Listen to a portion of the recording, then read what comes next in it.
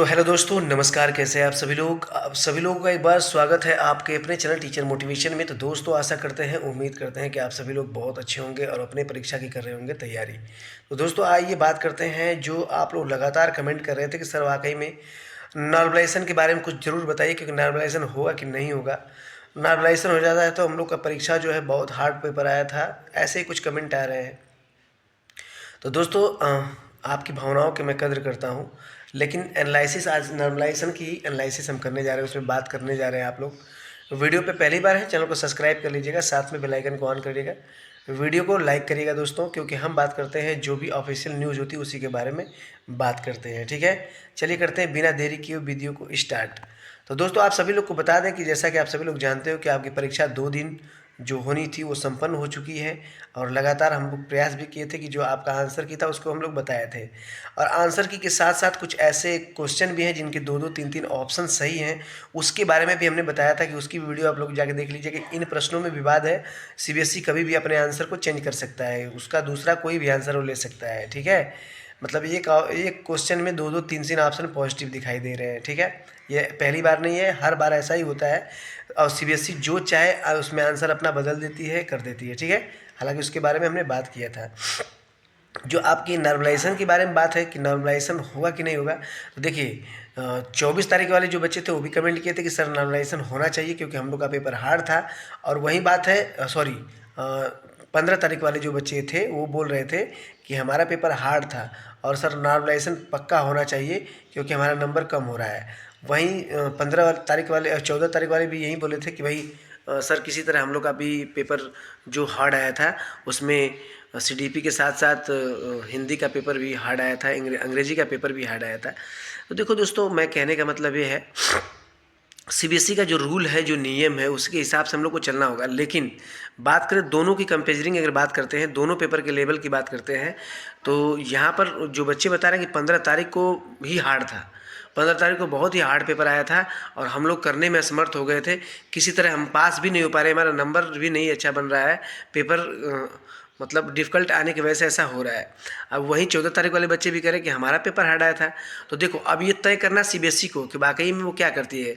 अभी तक जब आप लोग पीछे देखेंगे, पिछले समय जब पेपर हुआ था, तो उस समय की अगर बात कर लेते हैं, तो उस समय के पेपर में यही हुआ था कि भाई जितने दिन 10 दिन 20 दिन परीक्षा जो ऑनलाइन हुई थी, ऑनलाइन परीक्षा में नॉर्मलाइजेशन का कुछ नहीं हुआ। तो यहाँ पर तो 2 दिन परीक्षा है, वहाँ पर तो एक मतलब 10 20 25 दिन परीक्षा, एक महीना लगभग परीक्षा चली थी। और उसमें जो है कि नॉर्मलाइजेशन की जो पद्धति थी उसमें नहीं अपनाई गई थी।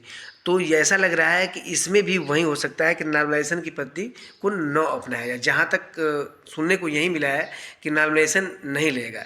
लेकिन दोस्तों, आप लोग की भावनाओं की मैं कद्र करता हूँ कि जिस तरह आप लोग पेपर बता रहे हो उस तरह से नॉर्मलाइजेशन होना चाहिए था। क्योंकि नॉर्मलाइजेशन होने से ये फ़ायदा होता है कि जिसका पेपर हार्ड लेवल का होगा तो 2 4 नंबर उसमें मिल जाता है, और जिनका लो लेवल का पेपर होगा उसमें दो तीन नंबर जो है आपके घट जाते हैं, ऐसा होता है। ठीक है, लेकिन यहाँ पर जो हुआ, यहाँ पर सीबीएसई का भी कोई प्रतिक्रिया नहीं है। ठीक है, अब जब आंसर की आ जाएगी तो आंसर की आने के बाद ही क्लियर हो पाएगा कि उसमें नंबर का सिस्टम क्या है और उसमें नंबर बढ़ने की उम्मीद है कि नहीं। हाँ, एक बात है कि सीबीएसई के द्वारा जो भी क्वेश्चन करवाए गए हैं, जितने भी क्वेश्चन करवाए गए हैं, उन सभी क्वेश्चनों पर हमने चर्चा किया था। ठीक है, सभी क्वेश्चनों पर हमने ये चर्चा किया था कि भाई ये जो 14 तारीख को सुबह वाले में पेपर हुआ था और शाम वाले में, दोनों के एनालिसिस हम लोग दिए थे, दोनों का आंसर दिए थे।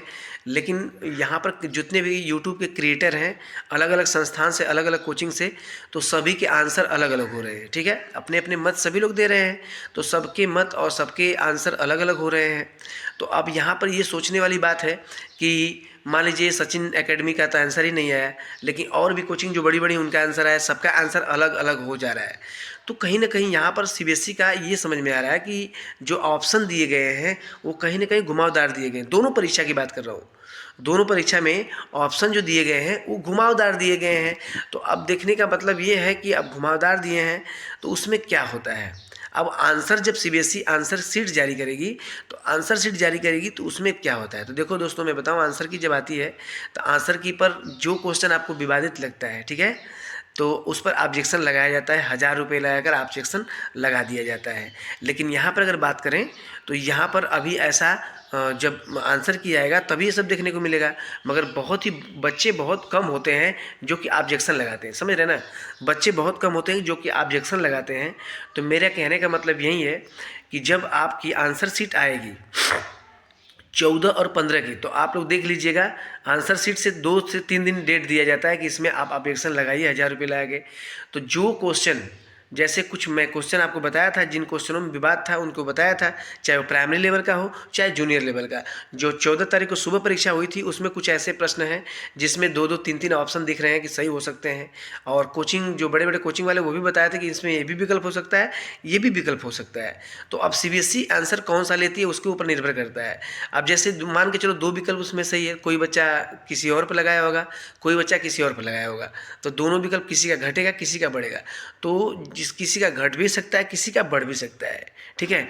तो नंबर नॉर्मलाइजेशन में बढ़ते हैं। हालांकि इसमें अब देखिए जब आंसर शीट जारी करेगी, हाँ आंसर शीट की बात करें तो इसकी एक वीडियो मैं अलग से बना दूंगा। फिलहाल ऐसे ही मैं बताता हूँ कि आंसर की जब आपकी आएगी तो आंसर की 30 तारीख के लगभग आ जाएगी। 14-15 तारीख को 15 से 16 दिन लगता ही है आंसर की आने में। अच्छा, आंसर की आने में इतना टाइम क्यों लगता है? इसका टाइम यही होता है ना कि जब आपकी जो मार्कशीट जाती है, इस मार्कशीट को स्कैनिंग किया जाता है, ठीक है, स्कैनिंग करके सब कुछ कर दिया जाता है, ठीक है।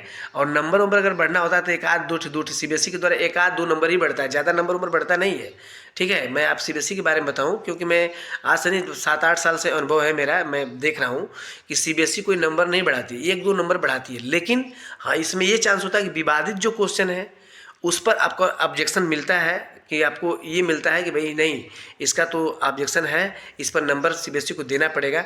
तो आप लोग 5-4 लोग 6 लोग मिलकर ऑब्जेक्शन कर सकते हो। ऑब्जेक्शन करने का जो यही तरीका है कि एक बच्चा ऑब्जेक्शन न करे, 2-4-10 लोग मिलकर 10 रुपया लगाएंगे, 100 लोग मिलकर 10 रुपये लगा सकते हो, या फिर 10 लोग मिलकर 100 रुपये लगा सकते हो, तो 1000 रुपये हो जाएगा। किसी क्वेश्चन का प्रूफ मिलता है तो ऑब्जेक्शन कर लो। ऑब्जेक्शन की मैं एक वीडियो में बना दूंगा कि ऑब्जेक्शन कैसे करना है, ठीक है, ऑब्जेक्शन की वीडियो अलग बना दूंगा। फिलहाल आप दोस्तों, आप सभी लोग को बता दें कि जो भी नॉर्मलाइजेशन की पद्धति है वो CBSE को अपनाना है। नॉर्मलाइजेशन लगेगा, कितना नंबर बढ़ेगा कितना नंबर घटेगा ये तो खैर समय ही बताएगा, ठीक है। तो दोस्तों फिलहाल जो है आज की जो वीडियो है मैं यही समाप्त कर लेता हूँ। चैनल पे पहली बार, चैनल को सब्सक्राइब कर लीजिएगा, क्योंकि देखिए हम लोग बात जो करते हैं CBSE के ऑफिशियल वेबसाइट से, ऑफिशियल वेबसाइट नॉर्मलाइजेशन का कोई कहीं जिक्र नहीं किया गया है, ठीक। तो जैसे ही कोई मतलब नोटिस आता है, कोई नोटिफिकेशन आता है तो मैं बता दूंगा। फिलहाल अभी कोई नहीं है। पिछले आंकड़ों को देखा जाए ऑनलाइन के हिसाब से तो नॉर्मलाइजेशन तो नहीं लगना चाहिए, लेकिन हार्ड पेपर की बात करें तो 14 और 15 के दोनों बच्चों का यही सुनने को आ रहा है कि मेरा 14 को परीक्षा हार्ड था, कोई बोल रहा है मेरा 15 को हार्ड था। अब जो भी हो, आंसर की आने के बाद ही पता चलेगा। फिलहाल आप लोग अपने पेपर को मिला लीजिएगा कौन से ऑप्शन में डबल ऑप्शन हो सकता है, मैंने जो कल आंसर किया आप लोग को बताया था, ठीक है। चलो फिलहाल आज के लिए इतना ही, अगली वीडियो में मिलते, तब तक के लिए धन्यवाद।